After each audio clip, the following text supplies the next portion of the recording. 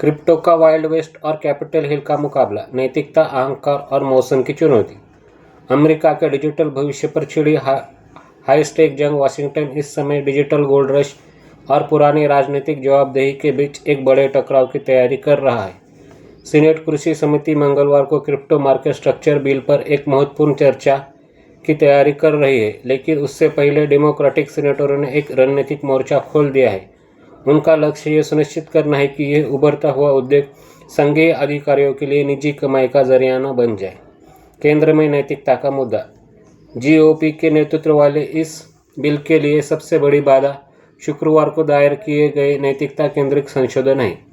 इस मुहिम का नेतृत्व करते हुए सीनेटर माइकल बेनेट ने डिजिटल एसेट एथिक्स एक्ट को विधायी ढांचे में शामिल किया है। यह कदम सीधे तौर पर रेगुलेटरी कैप्चर की बढ़ती चिंताओं का जवाब है, विशेष रूप से उन उच्च पदस्थ अधिकारियों को लक्षित करना जो उसी उद्योग से लाभ कमा सकते हैं जिसकी वे निगरानी करते हैं। इसके राजनीतिक मायने स्पष्ट है।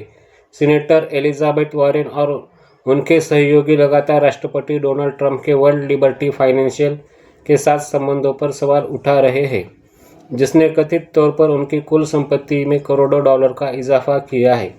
इन संशोधनों का उद्देश्य एक ब्लाइंड ट्रस्ट मानक स्थापित करना है, जिससे अधिकारियों को सार्वजनिक सेवा और निजी क्रिप्टो लाभ में से किसी एक को चुनने के लिए मजबूर किया जा सके। बाधाएं, कोरम क्यों और प्रतिस्पर्धा। कामकाज में देरी की वजह सिर्फ नैतिकता ही नहीं है। सीनेटर एमी क्लोकचर ने एक संशोधन पेश किया है कि जिसमें बिल के कार्यान्वयन को तब तक रोकने की मांग की गई है जब तक कि कमोडिटी फ्यूचर्स ट्रेडिंग कमीशन में सभी 5 आयुक्तों की नियुक्ति नहीं हो जाती। वर्तमान में अध्यक्ष माइकल सेलिंग अकेले कमान संभाल रहे हैं, जिससे एजेंसी की वर्तमान शक्ति अधर में लटकी हुई है। इसके अलावा सीनेटर रोजर मार्शल और डिक डर्बिन सहित एक द्विदलीय तिकड़ी क्रेडिट कार्ड कॉम्पिटिशन एक्ट को इसमें जोड़ने का प्रयास कर रही है। वे क्रिप्टो बिल को व्यापक वित्तीय सुधार के माध्यम के रूप में उपयोग करना चाहते हैं, जिससे